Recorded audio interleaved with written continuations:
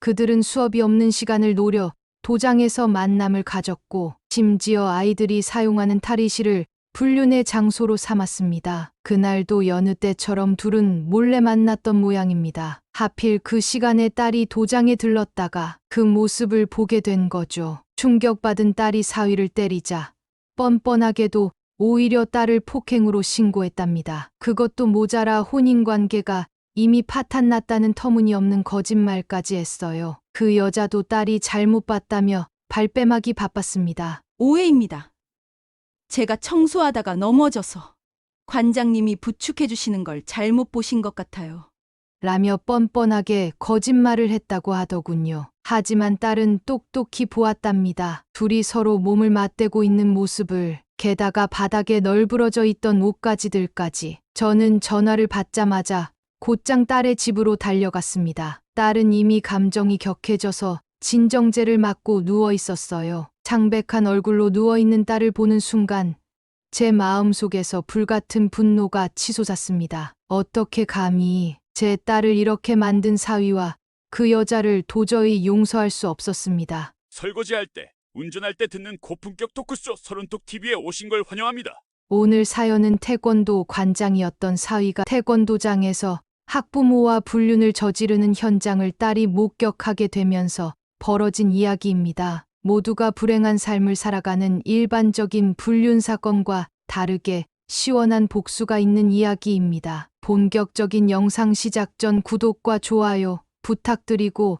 바로 영상 시작하겠습니다. 안녕하세요. 제가 이렇게 용기 내어 글을 쓰게 된 이유는 제 딸의 이야기를 나누고 싶어서입니다. 저는 구미에 살고 있는 60대 주부입니다. 3년 전 제 딸에게서 한 통의 전화가 왔습니다. 평소 밝고 씩씩하던 제 딸의 목소리가 떨리고 있었고 그 느끼는 소리가 전화기 너머로 들려왔습니다. 그때만 해도 저는 이 전화 한 통이 우리 가족의 일상을 완전히 뒤바꿔 놓을 줄은 상상도 못했습니다. 제 사위는 태권도장 관장이었습니다. 처음 딸이 그 아이를 소개했을 때부터 저는 왠지 모를 불안감이 있었습니다. 사돈 어른도 태권도 관장이셨는데 근엄하고 진중한 사돈과는 달리 사위는 어딘가 가벼워 보였거든요. 하지만 딸이 그토록 좋아하는 모습에 제 마음속 불안감은 접어두었습니다. 그날 딸이 태권도장에 갔다가 믿기 힘든 광경을 목격했다고 했습니다. 사위가 수련생의 어머니와 관계를 맺고 있는 모습을요. 더군다나 그 장소가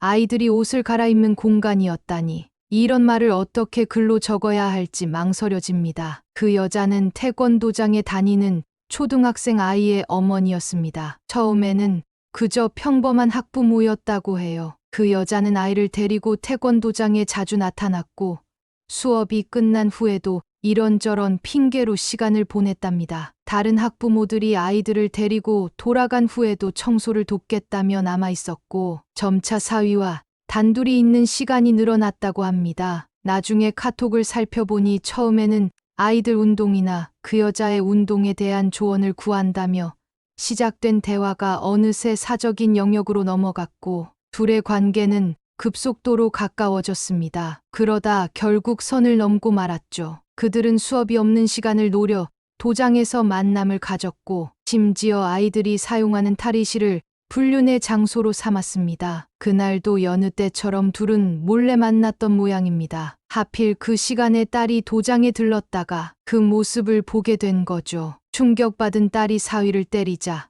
뻔뻔하게도 오히려 딸을 폭행으로 신고했답니다. 그것도 모자라 혼인관계가 이미 파탄났다는 터무니없는 거짓말까지 했어요. 그 여자도 딸이 잘못 봤다며 발뺌하기 바빴습니다. 오해입니다. 제가 청소하다가 넘어져서 관장님이 부축해 주시는 걸 잘못 보신 것 같아요. 라며 뻔뻔하게 거짓말을 했다고 하더군요. 하지만 딸은 똑똑히 보았답니다. 둘이 서로 몸을 맞대고 있는 모습을, 게다가 바닥에 널브러져 있던 옷가지들까지. 저는 전화를 받자마자 곧장 딸의 집으로 달려갔습니다. 딸은 이미 감정이 격해져서 진정제를 맞고 누워 있었어요. 창백한 얼굴로 누워 있는 딸을 보는 순간 제 마음속에서 불같은 분노가 치솟았습니다. 어떻게 감히 제 딸을 이렇게 만든 사위와 그 여자를 도저히 용서할 수 없었습니다. 의사 선생님은 딸의 상태가 심각하다고 했습니다. 극심한 스트레스성 쇼크 상태입니다. 당분간 입원 치료가 필요할 것 같네요. 딸은 병원에 있는 내내 악몽에 시달렸습니다. 한밤중에 소리를 지르며 깨어나기도 했고, 깨어있을 때도 멍하니 천장만 바라보곤 했죠. 엄마, 나 왜 이렇게 된 거야? 딸이 희미한 목소리로 속삭이듯 말했습니다. 진정제 때문인지 말끝이 으려졌지만 그 떨리는 목소리에서 딸의 상처가 고스란히 전해져 왔어요. 그런 딸을 보면서 저는 마음을 다잡았습니다. 이대로 넘어갈 수는 없다고요. 제가 처음 한 일은 사위와의 대화였습니다. 병원 복도에서 기다리고 있다가 퇴근하는 사위를 만났죠. 잠깐 이야기 좀 하자고 했더니 처음에는 피하려고 했습니다. 하지만 제가 막무가내로 따라가자 근처 커피숍으로 자리를 옮겼어요. 도대체 왜 이런 짓을 한 거야? 제 질문에 사위는 한참을 아무 말도 하지 않았습니다. 그러더니 모든 걸 포기한 듯 갑자기 피식 웃더군요. 어머님, 이제 와서 그게 무슨 소용이 있습니까? 어차피 이렇게 된 거 깔끔하게 정리하는 게 낫지 않을까요? 그 순간 제 손이 저도 모르게 커피잔을 꽉 쥐었습니다. 뜨거운 커피가 손등을 적셨지만 그때는 그런 것도 모르고 있었어요. 정리라고? 내가 저지른 잘못인데 뭘 정리한다는 거야? 솔직히 말씀드리면 저도 이제 지쳤어요. 매일 같은 일상, 똑같은 얼굴. 그러다 그녀를 만났는데 처음으로 설렘을 느꼈어요. 이게 진짜 사랑일지도 모른다고 생각했죠. 사위의 말에 제 머릿속이 하얘졌습니다. 사랑? 넌 그게 사랑이라고 생각하니? 아이들이 옷 갈아입는 공간에서 그게 내가 말하는 사랑이야? 목소리가 떨렸습니다. 사위는 그저 창밖만 바라보더군요. 어머님이 이해하실 거라고는 생각 안 합니다. 그냥 이혼하면 될 것 같아요. 그 말을 듣는 순간 제 안에서 무언가가 끊어지는 것 같았어요. 그래, 내 말대로 하자. 이혼하자. 하지만 기억해. 넌 절대로 행복해질 수 없을 거야. 자리를 박차고 일어나면서 한 말인데 지금 생각해보면 그건 저주가 아닌 예언이었던 것 같네요. 병원으로 돌아와 보니 딸은 또다시 악몽에 시달리고 있었습니다. 간호사가 달려와 진정제를 놓았지만 딸의 떨림은 쉽게 멈추지 않았어요. 엄마, 나 어떡하지?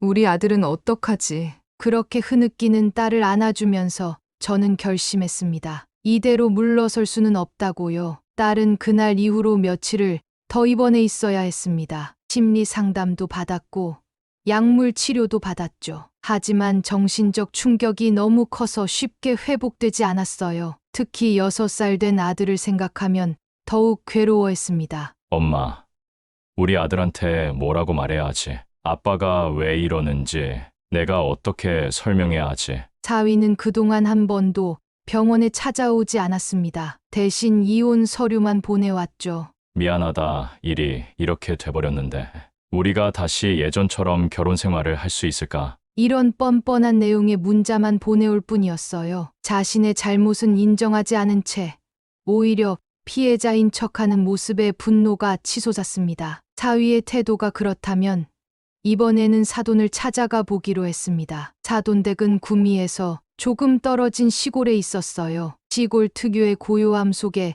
자리 잡은 사돈의 태권도장은 우리 사위의 도장과는 사뭇 달랐습니다. 묵직한 기운이 느껴지는 곳이었죠. 죄송합니다.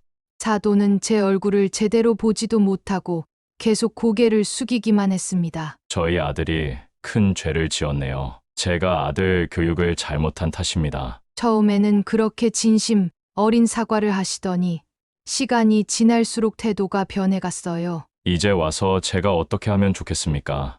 성인들의 일인데. 그렇게 말씀하시는 사돈을 보며 실망감이 컸습니다. 아들의 잘못된 행동을 바로잡아 주실 거라 기대했는데 그저 방관자의 태도를 취하시더군요. 집으로 돌아오는 길, 저는 복수를 결심했습니다. 아니, 복수라기보다는 정의를 바로 세우고 싶었달까요? 제 딸의 인생이 이렇게 망가지는 걸 가만히 보고만 있을 순 없었으니까요. 가장 먼저 한 일은 구미 맘카페에 글을 올리는 거였어요. 처음에는 망설여졌습니다. 이렇게 하는 게 옳은 걸까 하는 고민도 들었죠. 하지만 그들의 뻔뻔한 태도를 떠올리자 더 이상 주저할 수 없었습니다. 동인근 태권도장 관장의 충격적인 불륜 사실이라는 제목의 글을 올렸습니다. 직접적으로 태권도장 이름을 거론하지는 않았지만 위치와 정황을 설명하니 금방 어디인지 알 수 있었을 거예요. 글이 올라가자마자 반응이 뜨거웠습니다. 혹시 태권도장 말씀하시는 건가요? 저희 애도 그곳 다니는데 너무 충격적이네요. 도대체 어떤 관장님이 댓글이 수백 개씩 달렸고 개인 쪽지도 수십 통이 왔습니다. 특히 아이들이 옷을 갈아입는 공간에서 그런 일이 있었다는 사실에 학부모들의 분노가 컸습니다. 우리 아이들이 매일 사용하는 공간에서 어떻게 이런 짓을 당장 아이들 그만두게 해야겠어요.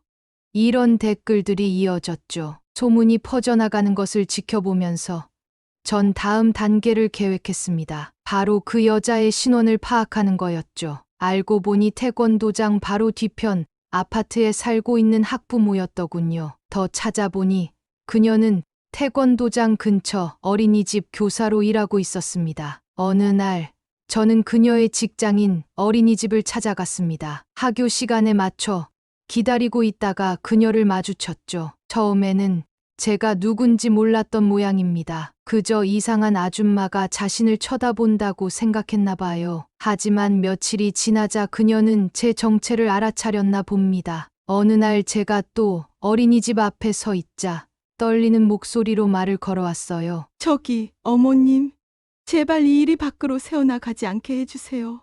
제발 부탁드립니다. 저는 그제서야 입을 열었습니다. 당신도 가정이 있는 사람이죠? 남편과 아이가 있는 사람이 어떻게 남의 가정을 이렇게 망가뜨릴 수 있죠?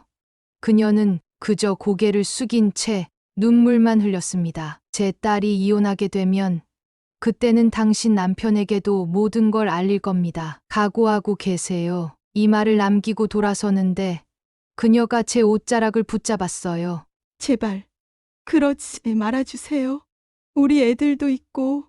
하지만 전 그녀의 손을 뿌리치고 돌아섰습니다. 그녀에게도 아이들이 있다는 걸 알고 있었지만 그건 그녀가 진작 생각했어야 할 문제였으니까요. 자신의 아이들은 생각하면서 어떻게 남의 아이에게 이런 상처를 줄 수 있었는지 이해할 수 없었습니다. 그렇게 시작된 제 복수는 천천히 하지만 확실하게 진행되어 갔습니다. 소문은 점점 더 퍼져나갔고 태권도장의 수련생들은 하나둘 빠져나가기 시작했습니다. 새로운 수련생은 전혀 들어오지 않았고요. 태권도장의 상황은 점점 더 나빠졌습니다. 소문이 퍼지면서 학부모들 사이에서 수군거림이 이어졌고 아이들도 하나둘 그만두기 시작했죠. 인성교육도 하는 태권도장에서 그런 일이 있었다니 하는 말들이 돌았습니다. 그러던 어느 날 저는 수업 중인 태권도장을 찾아갔습니다. 아이들이 보는 앞에서 할 수는 없어서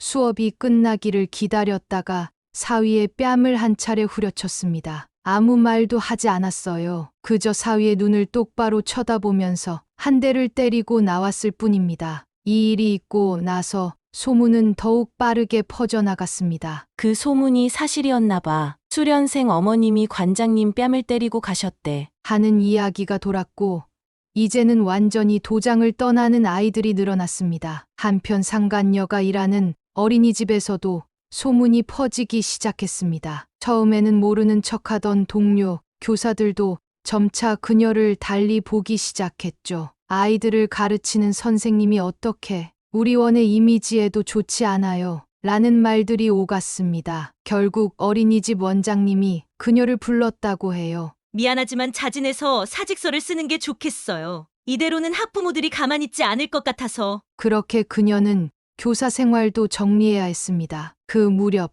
사위는 더욱 뻔뻔해졌습니다. 오히려 딸에게 이혼을 종용하기 시작했죠. 당신이 내 불륜 사실을 퍼뜨려서 내가 창피하고 화가 난다. 이런 상황에서 어떻게 같이 살겠나?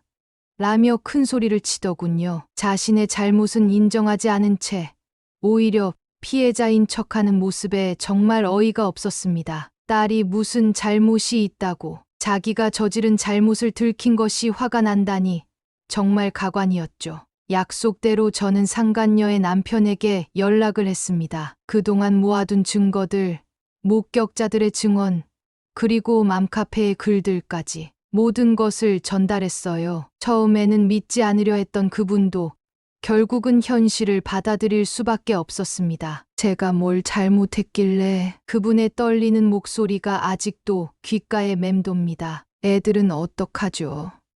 이제 애들한테 뭐라고 말해야 하나요? 그분의 무너진 모습을 보며 저는 다시 한번 불륜이라는 것이 얼마나 많은 사람들에게 상처를 주는지 실감했습니다. 결국 두 가정 모두 이혼을 하게 되었습니다. 재판 과정에서 모든 증거가 제출되었고 판사님도 두 사람의 비도덕적인 행위에 대해 강하게 질책하셨습니다. 특히 교육자로서의 책임감도 없이 아이들이 사용하는 공간을 불륜의 장소로 삼은 것에 대해 크게 문제 삼으셨죠. 우리 딸의 이혼 소송은 순조롭게 진행되었습니다. 불륜의 증거가 명확했기에 재판부는 딸의 손을 들어주었고 위자료까지 받아낼 수 있었죠. 하지만 돈보다 더 중요한 건 딸의 마음이었습니다. 그 일로 받은 상처가 쉽게 아물 것 같지는 않았거든요. 상간녀의 이혼 소송도 비슷한 시기에 진행되었습니다. 그녀는 양육권은 물론이고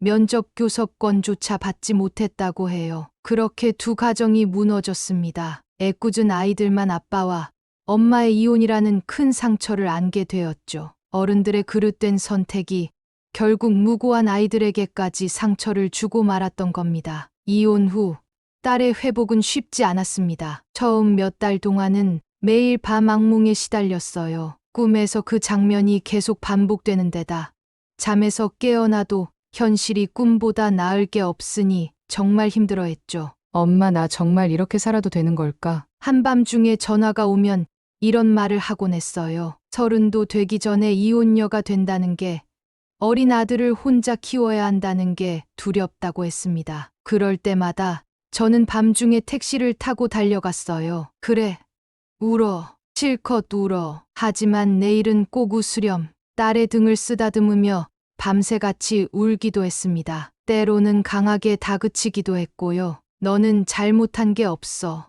내가 부끄러워할 이유가 전혀 없다. 당당하게 살아. 한편 태권도장의 상황은 점점 더 나빠져만 갔습니다. 수련생들이 하나둘 빠져나갔고 새로운 수련생은 전혀 들어오지 않았죠. 결국 사위는 태권도장을 폐업할 수밖에 없었습니다. 태권도장에서 인성도 가르치는데 본인이 불륜을 저지른 사람이 무슨 자격으로 아이들을 가르치겠습니까? 라는 학부모들의 말이 이어졌으니까요. 폐업 후에 사위는 2년 동안 백수로 지냈다고 합니다. 구미가 워낙 좁다 보니 소문이 금방 퍼져서 다른 태권도장에 취직하는 것도 쉽지 않았나 봅니다. 최근에는 줄넘기 학원을 차리려고 한다는 소식을 들었는데 과연 잘 될지 모르겠네요. 상간녀는 이혼 후 구미를 떠났다고 합니다. 양육권도 잃고 직장도 잃고 모든 것을 잃은 그녀는 고향으로 돌아갔다는 소문이 있더군요. 어린이집 교사로서의 경력도 이제는 물거품이 되었을 테고 아마도 쉽지 않은 삶을 살고 있겠죠. 시간이 흐르면서 딸은 조금씩 안정을 찾아갔습니다. 무엇보다 아들에 대한 책임감이 그녀를 일으켜 세웠던 것 같아요. 엄마, 이제 우리 아들이랑 잘 살아볼 거예요. 제가 아빠 역할까지 해낼 수 있다는 걸 보여줄 거예요. 직장에서도 인정받기 시작했고 육아도 훌륭히 해내고 있습니다. 저는 손자를 많이 돌봐주었기에 딸이 경제활동을 할 수 있었죠. 아침에 출근할 때 제가 손자를 유치원에 데려다주고 저녁에 데리러 가고 그렇게 우리만의 일상이 만들어졌습니다. 가끔 주변에서 재혼을 권하기도 하지만 딸은 아직 그럴 마음이 없다고 합니다. 지금은 아들에게만 집중하고 싶어요. 제가 받은 상처도 아직 완전히 아물지 않았고요. 라고 말하는 딸의 모습을 보면 어머니로서 마음이 아프면서도 한편으로는 그런 결정이 현명해 보입니다. 손자는 아버지의 부재를 잘 느끼지 못하는 것 같아요. 워낙 어릴 때부터 아버지와 떨어져 살았으니까요. 가끔 친구들이 아빠 얘기를 할 때면 잠깐 궁금해하기도 하지만 곧 다른 이야기로 넘어가곤 합니다. 마음이 아프면서도 한편으로는 감사하죠. 얼마 전에는 손자가 유치원에서 돌아와서는 할머니, 나도 나중에 태권도 배우고 싶어. 라고 하더군요. 순간 가슴이 덜컥 내려앉았습니다. 하지만 곧 마음을 다잡았죠. 아이의 순수한 꿈까지 우리의 상처로 물들일 수는 없으니까요. 어느새 3년이라는 시간이 흘렀습니다. 돌이켜보면 그 시간 동안 우리 가족은 많은 것을 잃었지만 또 많은 것을 얻기도 했습니다. 특히 딸은 그 일을 겪으며 더욱 성숙해졌어요. 상처는 컸지만 그만큼 강해졌다고나 할까요? 요즘 제 하루는 손자를 돌보는 일로 시작됩니다. 딸이 일하러 나가면 저는 손자를 유치원에 데려다주고 데려오고 저녁까지 돌봐주곤 합니다. 물론 힘들 때도 있지만 그 아이의 해맑은 웃음을 보고 있으면 모든 피로가 눈 녹듯 사라져요. 할머니, 오늘은 무슨 간식 만들어줄 거예요?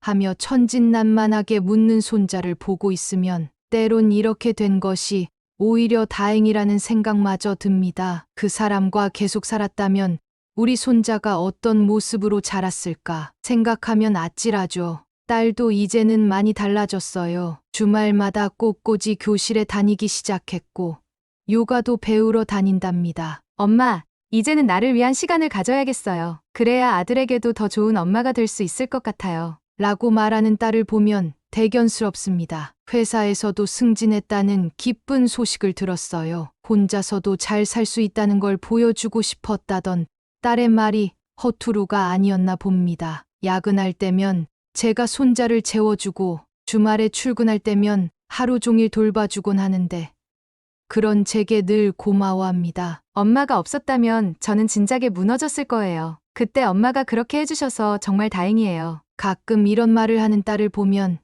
그때 제가 한 선택들이 옳았다는 확신이 듭니다. 비록 과격해 보였을지 모르지만 그렇게라도 우리 딸을 지켜야 했던 거죠. 전 사위 소식도 가끔 들려옵니다. 줄넘기 학원을 차리겠다던 계획은 결국 무산되었다고 해요. 이 동네에서는 더 이상 교육업계에서 발을 붙이기 어렵다는 걸 깨달은 모양입니다. 지금은 다른 도시로 이사를 가서 식당 일을 한다는 소문이 있더군요. 장간녀는 고향으로 돌아간 후에도 쉽지 않은 생활을 하고 있다고 합니다. 교사 자격증은 취소되었고 아이들과도 만나지 못한 채 혼자 살고 있다고 해요. 가끔은 그녀를 불쌍하게 여길 때도 있습니다. 하지만 그것도 모두 자신의 선택이 만든 결과라고 생각해요. 우리 동네 사람들은 이제 그때의 일을 서서히 잊어가는 것 같습니다. 시간이 흐르면서 새로운 이야기들이 생기고 점차 그때의 소문들은 묻혀가고 있죠. 하지만 저는 잊지 않으려고 해요. 그때의 기억들이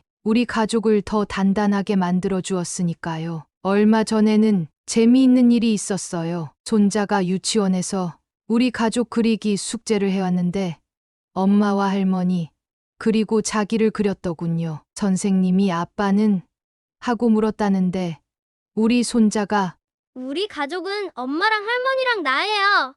라고 당당하게 말했다고 해요. 처음에는 마음이 아팠지만 곧 미소를 지었습니다. 가족의 형태가 꼭 하나일 필요는 없으니까요. 우리처럼 할머니와 엄마, 손자로 이루어진 가족도 있을 수 있고 다른 어떤 형태의 가족도 있을 수 있는 거죠. 중요한 건 서로 사랑하고 아끼는 마음이니까요. 가끔 딸이 이런 말을 합니다. 엄마, 이제는 정말 괜찮아요. 그때 엄마가 계셔주셔서 정말 감사해요. 엄마가 안 계셨다면 저는 아마도 그 사람과의 관계를 정리하지도 못하고 평생 속으면서 살았을지도 모르겠어요. 그 말을 들을 때면 제가 한 행동들이 옳았다는 확신이 듭니다. 물론 처음에는 많은 고민이 있었어요. 맘카페에 글을 올리고 직접 찾아가 뺨을 때리고 때로는 제가 너무 과하게 행동한 것은 아닐까 하는 생각도 들었습니다. 하지만 그때 그렇게 하지 않았다면 우리 딸은 더 큰 상처를 받았을 거예요. 어쩌면 지금도 그 거짓된 관계 속에서 고통받고 있었을지도 모르죠. 모성애라는 게 그런 것 아닐까요? 우리 아이들이 상처받는 걸 보면서 그냥 있을 수는 없는 거죠. 딸은 이제 예전의 그 밝은 모습을 되찾아가고 있습니다. 물론 완전히 예전으로 돌아갈 수는 없겠지만 그래도 이제는 웃을 수 있고 미래를 이야기할 수 있게 되었으니까요. 상처는 남았지만 그 상처를 통해 더 강해진 것 같아요. 회사에서는 승진도 하고 육아도 완벽하게 해내는 모습을 보면 정말 대견합니다. 특히 아들을 대하는 모습이 너무나 사랑스러워요. 퇴근 후에는 꼭 아들과 놀아주고 주말이면 여러 곳으로 데이트를 다닌답니다. 엄마, 우리 아들이 저를 자랑스러워했으면 좋겠어요. 비록 아빠는 없지만 엄마가 열심히 살아가는 모습을 보면서 자부심을 느꼈으면 해요. 이런 말을 하는 딸을 보면 제 마음도 뭉클해집니다. 손자도 무럭무럭 자라고 있어요. 이제는 키가 많이 커서 유치원에서도 큰 키 순으로 서면 앞에서 2번째래요. 성격도 밝고 착해서 선생님께 칭찬도 많이 받는다고 합니다. 가끔 아빠 얘기를 할 때면 마음이 아프지만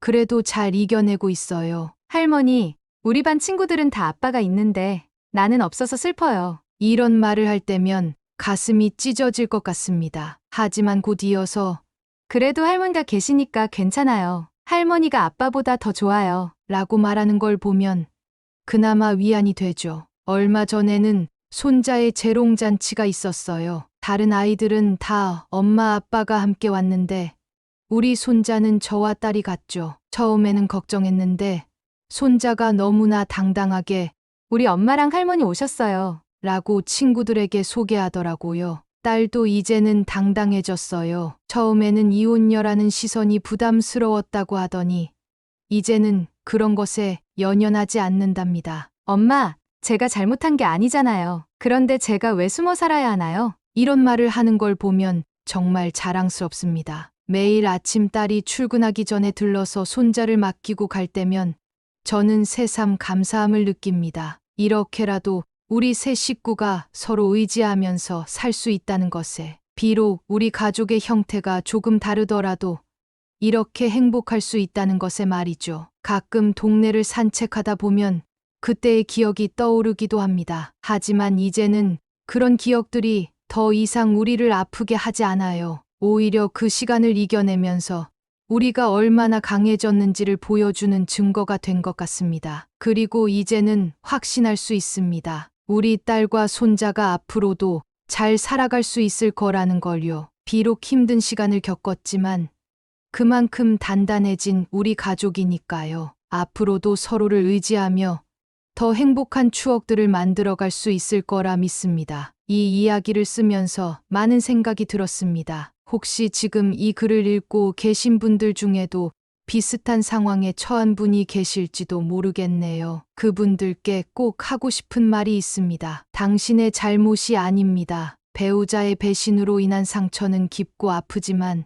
그것이 당신의 잘못은 아니에요. 당신은 충분히 가치 있는 사람이고 홀로 서기가 두렵더라도 충분히 해낼 수 있습니다. 저는 그때 복수를 선택했습니다. 어떤 분들은 제 선택이 과했다고 생각하실 수도 있을 거예요. 하지만 저는 그게 우리 가족을 지키는 유일한 방법이라고 생각했습니다. 때로는 강해져야 할 때가 있는 것 같아요. 특히 우리 아이들을 지키기 위해서라면 말이죠. 지금 우리 가족의 일상은 평화롭습니다. 아침이면 딸이 출근하기 전에 손자를 데리고 와요. 저는 손자를 유치원에 데려다주고 오후에 다시 데리러 가죠. 퇴근한 딸이 손자를 데리러 올 때면 우리는 함께 저녁을 먹습니다. 할머니가 끓여주는 미역국이 최고예요. 손자가 이런 말을 할 때면 딸은 미소를 지으며 우리 엄마가 계셔서 정말 다행이야. 라고 말합니다. 그런 순간들이 모여서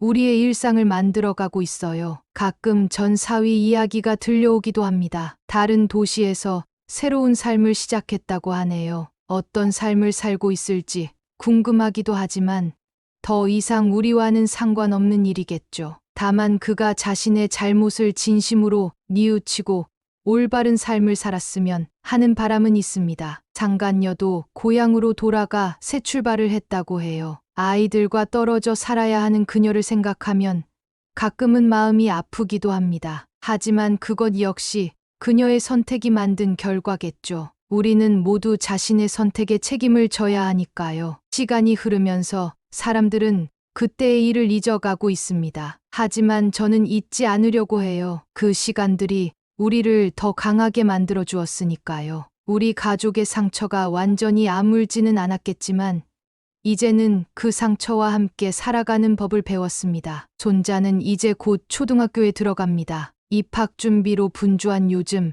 딸은 더없이 행복해 보여요. 엄마, 이제는 정말 잘 살 수 있을 것 같아요. 우리 아들 초등학교 입학하는 거 보니까 제가 정말 잘해왔다는 생각이 드네요. 맞아요. 우리는 정말 잘해왔습니다. 힘들고 아픈 시간을 이겨내고 이렇게 행복한 일상을 만들어냈으니까요. 비록 우리 가족의 모습이 조금 다르더라도 서로를 사랑하고 아끼는 마음만큼은 어느 가족보다도 깊답니다. 이제 저는 알고 있습니다. 행복이란 게 꼭 완벽한 모습일 필요는 없다는 걸요. 우리처럼 조금은 부족해 보이는 모습일지라도 서로를 위하는 마음만 있다면 그것이 바로 행복이라는 것을요. 이 글을 읽고 계신 분들께 마지막으로 한 말씀 드리고 싶습니다. 힘들고 아픈 시간을 보내고 계신다면 절대 포기하지 마세요. 지금은 캄캄한 터널 속에 있는 것 같겠지만 반드시 빛이 보일 거예요. 저희 가족이 그랬던 것처럼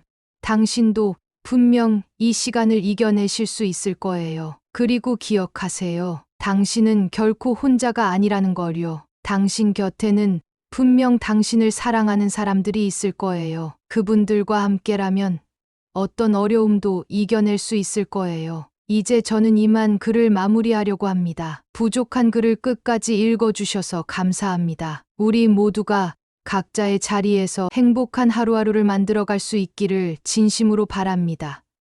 오늘 사연은 여기까지입니다. 충분히 모든 걸 포기하고 무너질 수 있는 상황이었는데 참 멋진 어머니 덕분에 딸도 손자도 모두 시련을 이겨낸 듯합니다. 그나저나 사위라는 인간은 자기 팔자를 스스로 꼬는 능력이 있는 듯하네요. 멍청한 사위에게 한마디씩 부탁드리겠습니다. 그럼 다음에도 흥미롭고 재미있는 영상으로 찾아뵙겠습니다. 마지막으로 구독과 좋아요 부탁드리고 지금까지 서른톡이었습니다. 감사합니다.